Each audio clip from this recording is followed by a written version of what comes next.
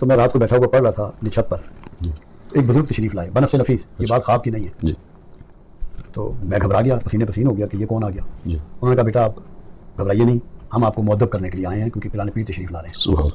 तो मेरी तो और सिटी जो है वो गुम हो गई। तो इतने में 2 साहब तशरीफ लाए। एक आगे आगे आप सरकार गौस पाक थे, पीछे को और साहब थे जिनका नाम मुझे आज भी मालूम नहीं।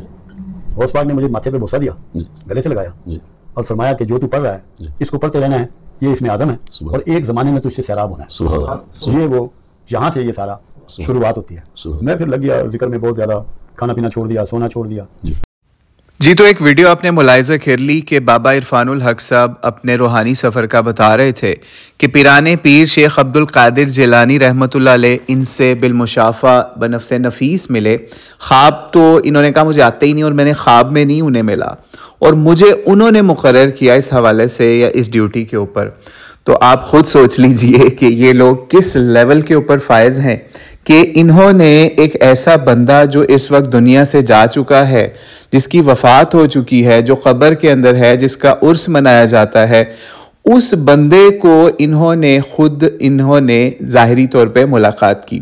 बहरहाल ये सूफिया के यहाँ असल में एक ऐसा अक़ीदा पाया जाता है जिसके अंदर जो भी औलिया अल्लाह या सहाबा या नबी अलैहिस्सलाम जो भी गुज़र गए लोग, उनको ये लोग ये अक़ीदा रखते हैं कि उनसे आप बिलमुशाफ़ा बग़ैर नींद के, बग़ैर किसी ख्वाब के उनसे मुलाकात कर सकते हैं।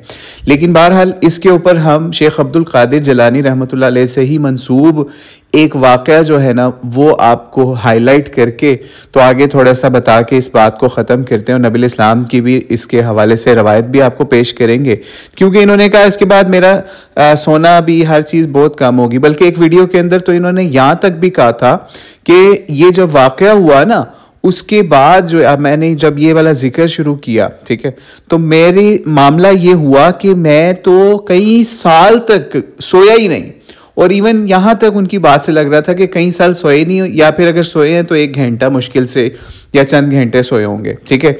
यानी इस लेवल का भी दावा कर दिया। हालांकि Guinness book of world record के अंदर जो किसी के ना सोने का टाइम है ना वो चंद दिनों वाला है, लेकिन इन्होंने कई सालों का दावा कर दिया कि मैं कई सालों से नहीं सोया, या फिर अगर सोया हूं तो 1 घंटा या चंद घंटे सोया हूँगा। तो बहरहाल इनको चाहिए अपना नाम Guinness book of world record में भी शामिल कराएं कि जनाब महीने से भी कम का टाइम था पहले रिकॉर्ड का, और उन जिन लोगों ने रिकॉर्ड भी बनाया उनकी भी मेडिकल हिस्ट्री भी आप पता कर लीजिएगा कि उनके साथ फिर उस नास होने की वजह से क्या मामला हुआ। तो बहरहाल हम आपको शेख अब्दुल कादिर जिलानी का वाक़या सुनाते हैं इस हवाले से, जो मशहूर है और मतलब मशरिक़ मग़रिब में मशहूर है। उसकी सनद जो है वो तो फिर अब बरेलवी खुद ही बयान कर सकते हैं।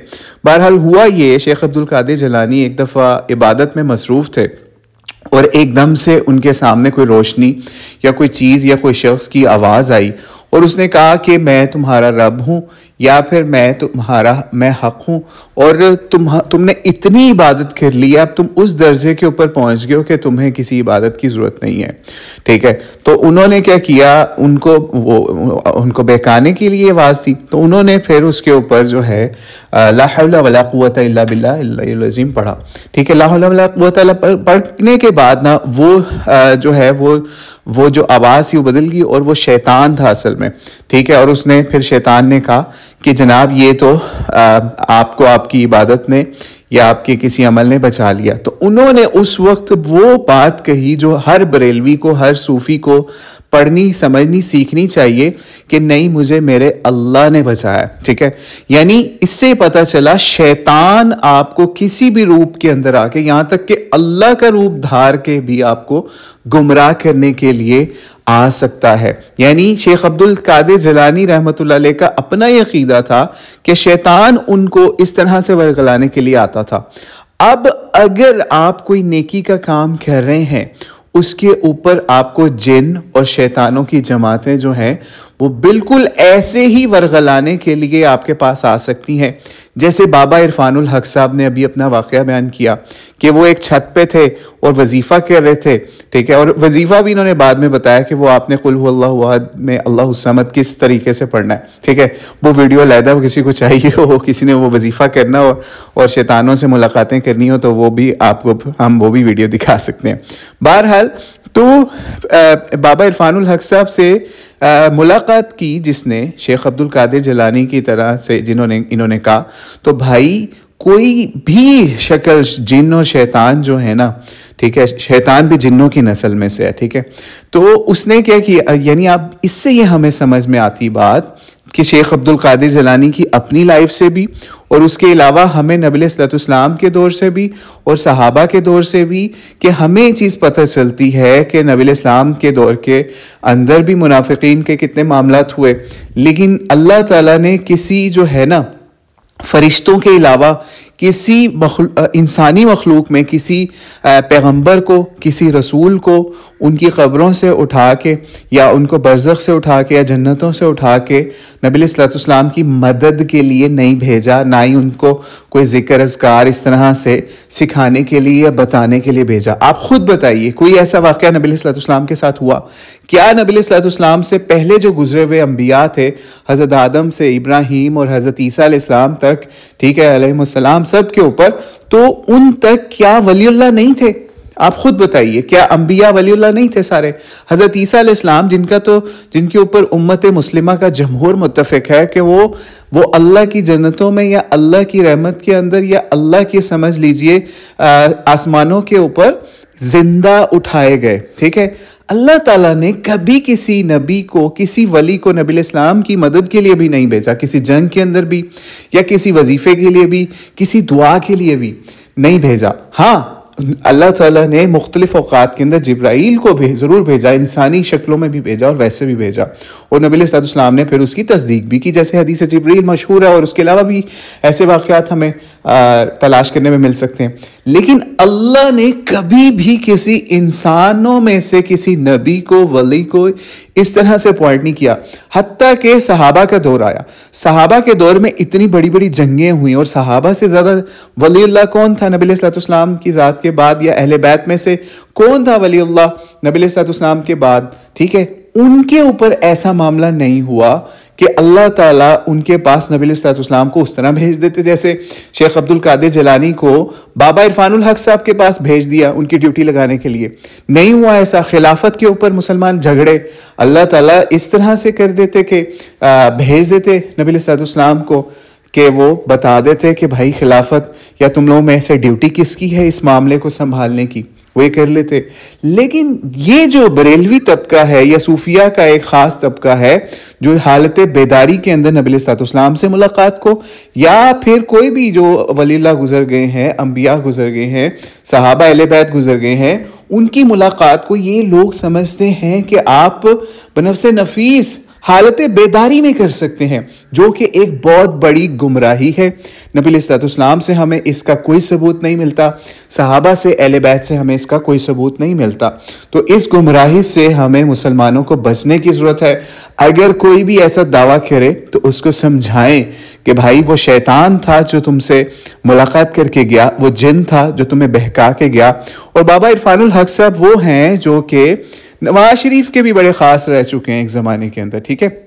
तो आप खुद सोचिए, जो बंदा नवाज शरीफ को राह रास्त पे नहीं ला सका, जो बंदा नवाज शरीफ का मामला नहीं कर सका कि नवाज शरीफ के ज़रिए से इस मुल्क के अंदर कोई शरीयत का मामला करवा देता, तो उसने क्या शेख अब्दुल कादिर जिलानी की ड्यूटी संभाल ली। अगर शेख अब्दुल कादिर जिलानी रहमहुल्लाह ने इनको ड्यूटी भी लगाई है इनके मुताबिक, तो भाई पाकिस्तान के अंदर आपने कौन सा दीन का काम कर लिया है? सिर्फ और सिर्फ अपनी दुकान चमकाई है, सिर्फ और सिर्फ बैंक की नौकरी ही की है आपने, ठीक है, और उसके बाद अपनी दुकान चमका ली है जेलम के अंदर। बहरहाल ऐसे लोगों का फिर अल्लाह ताला ने समझ लीजिए जेलम के अंदर ही बंदोबस्त आपके सामने है।